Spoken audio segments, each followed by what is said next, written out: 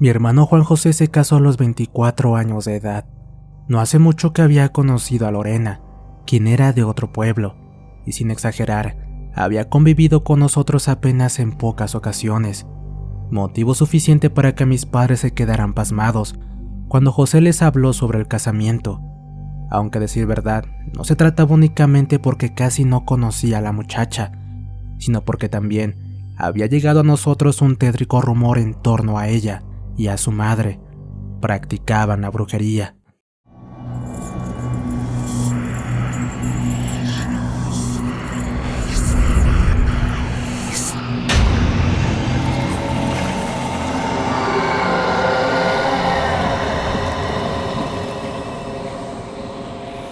Relatos Paranormales Oficial.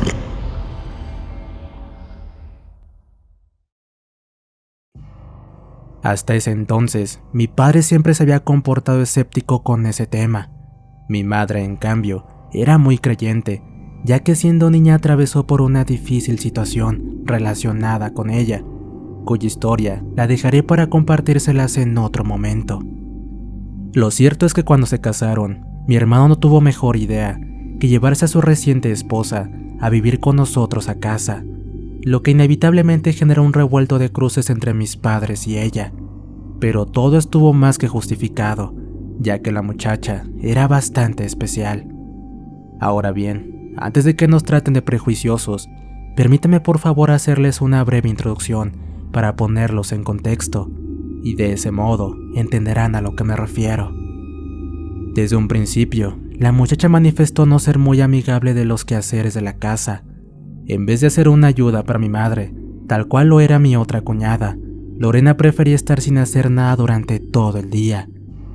En aquellos tiempos, trabajamos en una empresa destinada al comercio de verduras, cuya finca de abastecimiento principal estaba a una poca distancia de nuestro pueblo, y cada bendita noche en la que volvíamos era solo para escuchar las quejas de mi madre.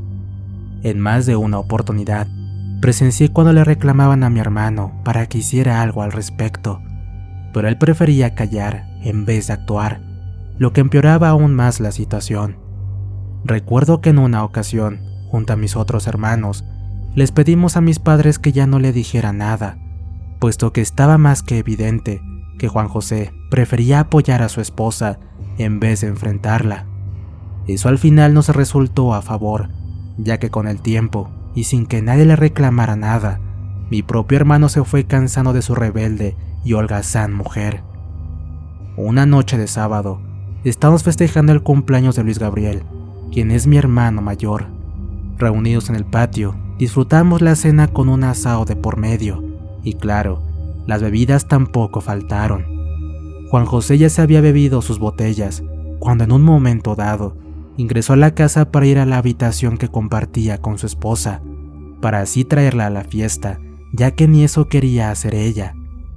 No tardamos en escucharlos discutir, tal cual lo venían haciendo desde unas semanas, y tal vez por el alcohol en su cabeza, él tomó valor para hacerle frente de una buena vez, pero totalmente contrario a lo que pensamos de cómo iba a terminar todo.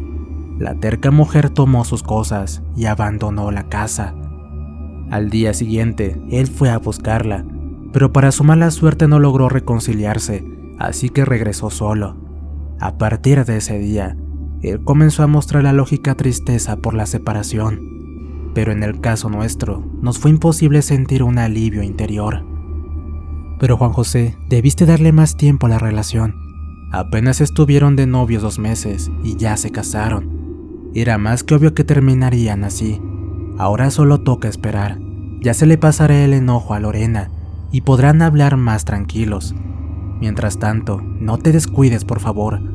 Recuerda que gracias a Dios tenemos trabajo y es fundamental para todos, en especial para ti, pues tienes que comenzar a administrar mejor tus ingresos. Piensa en eso. Cuando ustedes se reconcilien, volverán a vivir juntos y de seguro llegará el día en el que comiencen a tener sus primeros hijos y no les debe faltar nada, le dijo una noche Matías, el tercero de mis hermanos. Juan José simplemente escuchaba. Por momentos lo veíamos bajar la cabeza y pensamos que lo hacía para evitar mostrar su dolor. Es más, Creímos que estaba por llorar o algo así. Hasta que pronto nos percatamos que nada de esto se trataba. Sus manos estaban temblando, dándonos a entender que, inexplicablemente, él estaba sintiendo miedo. «Hey, tranquilo, ¿por qué te pones así? ¿Estás bien? ¿De qué tienes miedo?», le pregunté. Yo soy el menor de todos, tenía unos 20 años de edad en ese entonces. No obstante, la actitud que él tomó para conmigo cuando le dije eso, nos descolocó a Matías y a mí, quienes éramos los únicos que estábamos con él en ese instante. «Tú cállate, tú no sabes de esto. Eres un niño malcriado y por consiguiente, eres el menos indicado para darme consejos. Ya no te metas más en mis asuntos, o mejor, ya nadie más se mete en mis cosas. Yo haré lo que sea mejor para Lorena y para mí. Ustedes dedíquense a sus asuntos». Luego de decir eso, se levantó y se fue a su habitación. Su cara irradiaba odio, pero estaba pálido y hasta su voz estaba temblando. Lo conocíamos muy bien, teníamos razón al pensar que estaba asustado. Y el verdadero motivo comenzamos a conocerlo noches después, coincidiendo con la jornada en la que Juan José se fue de casa. Mi padre salió a buscarlo, confirmando nuestras sospechas, cuando regresó en la tarde y nos contó que lo encontró en la casa de Lorena. En ese momento no nos dijo nada, pero luego supimos que fue muy mal recibido en ese lugar, tanto por ella como por su madre. El tema es que mis hermanos y yo quedamos muy molestos a raíz de ello. Mi madre, en cambio, se acostó a dormir llorando.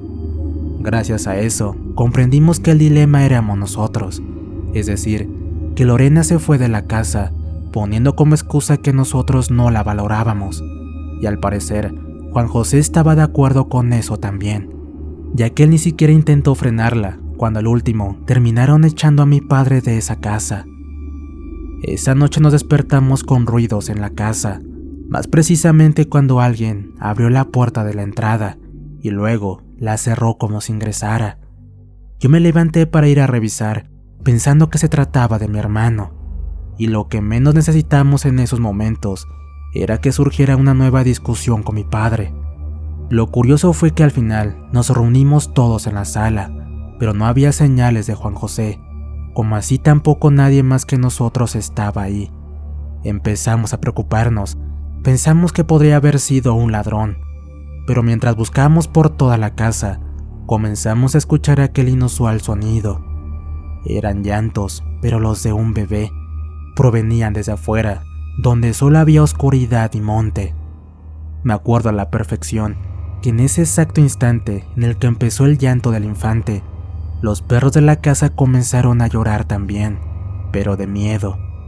Siempre vivimos en el campo, lo que no nos quedó dudas de que eso significaba una sola cosa. Algo paranormal había afuera, y ese bebé en llantos era la carnada. Entre mis padres y hermanos cruzamos miradas, mismas a las que prosiguieron inmediata reacción. Mi padre fue a buscar una de sus armas y nos pidió que saliéramos junto a él, a cerciorarnos de que nuestra teoría era la correcta. Mamá se quedó con mi cuñada y mi sobrino, quien para ese entonces apenas era un bebé de 5 meses. Una vez que estuvimos afuera, fue fácil reconocer desde dónde provenía el llanto. Teníamos unas plantas de higuera que estaban unidas a la cerca que rodeaba el terreno.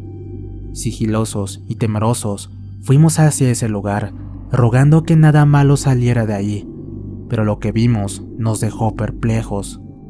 Sí, había un bebé en ese lugar. Entre las raíces de la higuera estaba envuelto en un paño blanco y pudimos ver cómo movía sus manitas en tanto proseguía lanzando el llanto. Matías fue el que tomó valor y se acercó más, ya que nosotros todavía no salíamos del asombro. Vimos cuando se inclinó, lo levantó en sus brazos y luego de mirarlo por unos segundos, nos dijo con una ligera emoción en su rostro: es un bebé, es un bebé. Alguien desgraciado lo dejó abandonado aquí. Sin embargo, ni bien acabó de decirnos eso, el llanto cesó, lo cual hizo que mi hermano regresara sus ojos hacia el pequeño, siendo en ese preciso momento en que su cara, que antes manifestó emoción, ahora expresaba un terror indescriptible. Nadie sabía lo que acababa de ver, pero nos pudimos dar una idea. Eso debió ser sumamente aterrador, ya que Matías dejó caer al bebé de sus brazos a causa del pánico. Lejos de habernos preocupado, nos unimos al miedo de él cuando, apenas cayó al suelo, el niño comenzó a reírse eufórico, pero con la voz ronca y siniestra, como si ahora se tratara de un adulto. Matías comenzó a correr en dirección a la casa, lo que por supuesto todos imitamos, pero estar resguardados dentro no sirvió de mucho, ya que ahí recién comenzó nuestra pesadilla. Las carcajadas de la criatura resonaron una vez más, pero 1000 veces más potente. Acto seguido, escuchamos un estruendo golpeando una de las ventanas que teníamos en la sala. Al voltear, vimos a esa cosa parada encima de esta, apoyando su diminuta pero monstruosa apariencia sobre el vidrio. «Es un duende, es un duende», gritamos casi al unísono. Su cabeza carecía de cabello alguno, tampoco tenía nada en su rostro, ni cejas ni pestañas, solo tenía arrugas, tal cual fuera un anciano. Mi padre le ordenó a mi cuñada y a mamá que corrieran hacia la habitación, y mientras él le apuntaba al duende, pero sin hacer nada, mis hermanos y yo le gritamos que le disparara, pero él no reaccionaba, y por primera vez en mi vida veía miedo reflejado en el rostro de mi padre. Ver a esa cosa es algo que todavía no puedo sacar de mi mente. Ya no tenía el manto que lo cubría cuando lo encontramos afuera, es decir, que podíamos verlo por completo, y parecía haber crecido de tamaño, ya que abarcaba toda la altura de la ventana. En un momento dado, apoyó las palmas de sus deformes y enormes manos sobre el vidrio y comenzó a deslizarlas, provocando un chillido que nos hundían en un pánico mucho mayor, a la vez que continuaba riéndose enloquecido. Posteriormente abrió su boca y de ella sacó una negra y repugnante lengua, de características similares a las de un animal, un reptil, y sin dejar de mostrar esa maldita sonrisa, empezó a lamer el vidrio de arriba a abajo. Tal vez eso fue lo que hizo volver en sí a mi padre, ya que un ensordecedor estruendo hizo eco dentro de la casa, a la vez que vimos los vidrios de esa ventana estallar en pedazos y a esa criatura desaparecer. Pero recién entonces comprendimos el verdadero motivo por el que mi padre no quiso disparar antes, pues al estar ahora la ventana rota, ese duende volvió a mostrar su presencia dando un salto, para ahora quedar parado sobre el marco de la ventana descubierta. Aún así no pudo ingresar. Luego mi madre nos explicaría el por qué no pudo hacerlo, debido a que ella acostumbraba a rociar agua bendita dentro de la casa de vez en cuando. Observándonos con sus ojos llenos de maldad, ese ser monstruoso permaneció inmóvil en esa posición por unos segundos más, antes de irse por completo. Aunque al parecer, la frustración de no haber podido conseguir su cometido lo irritó aún más, pues no se marchó sin hacernos saber que volveríamos a verlo, con unas palabras pronunciadas con su sordida voz: «Casa mía, casa mía, casa mía». Una vez que quedamos solos de nuevo, tomamos unas maderas que teníamos en la cocina y aseguramos la ventana. Aún no sabíamos si se atrevería a volver esa noche o no, pero al menos queríamos taparle el paso. Esa noche nos desvelamos, abrumados y entumecidos, sentados en la cocina escuchando a mi madre sobre el agua bendita y los efectos de protección que con ella podemos conseguir. Asimismo, agregó algo que nos asustó mucho más, ya que ninguno pensaba cuál sería la razón por lo que esa criatura nos visitó. Mi abuelo me decía que, generalmente, los duendes no suelen ser agresivos sin tener motivos. Desde la habitación pude escuchar la voz del duende mencionando la casa, pero esta no es su casa. Jamás antes tuvimos señales de su presencia, lo que solo tiene una explicación. Eso es lo que él quiere ahora, pero ¿por qué se lo pidieron? Él fue enviado aquí, y teniendo en cuenta de que no pudo entrar porque la casa está bendita, hay un trabajo de brujería detrás de todo esto. No tengo palabras para describirles lo que fue para nosotros escuchar a mi madre decirnos eso.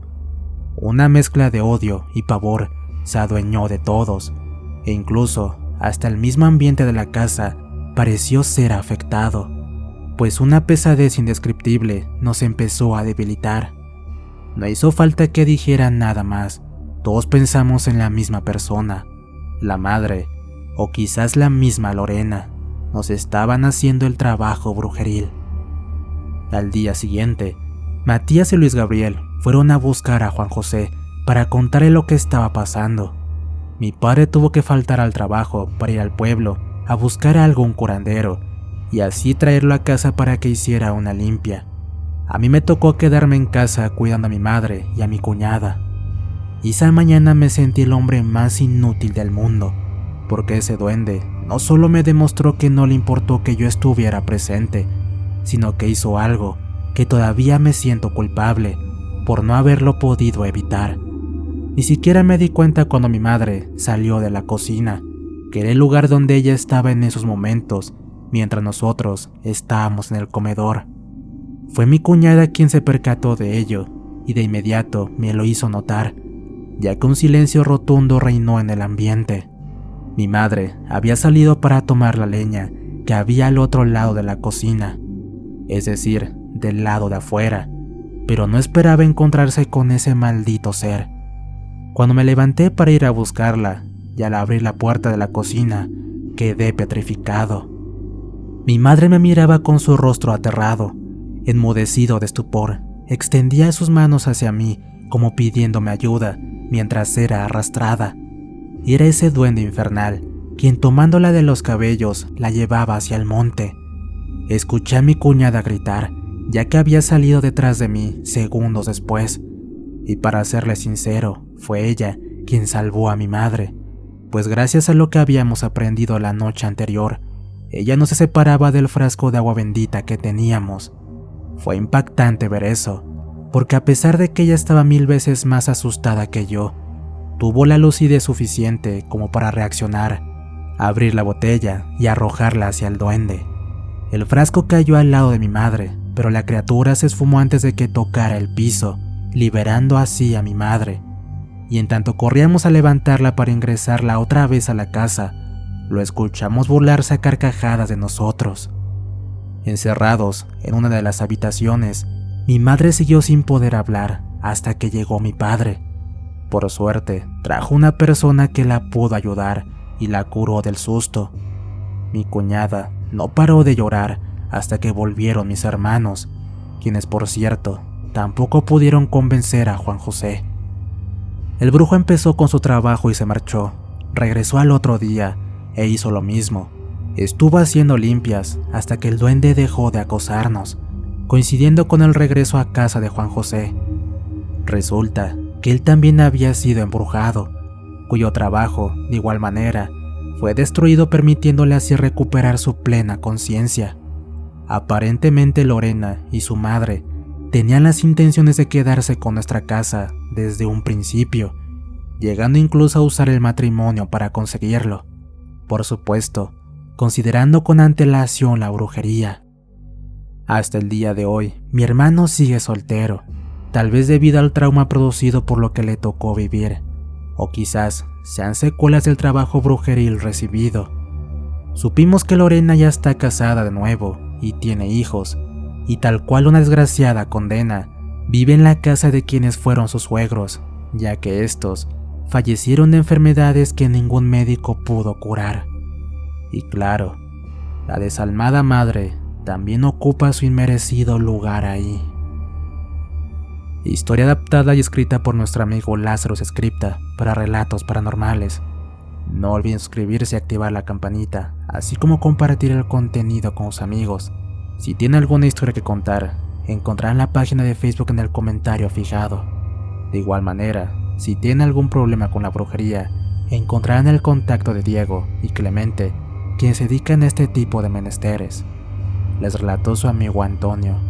Cuídense mucho y nos escuchamos pronto.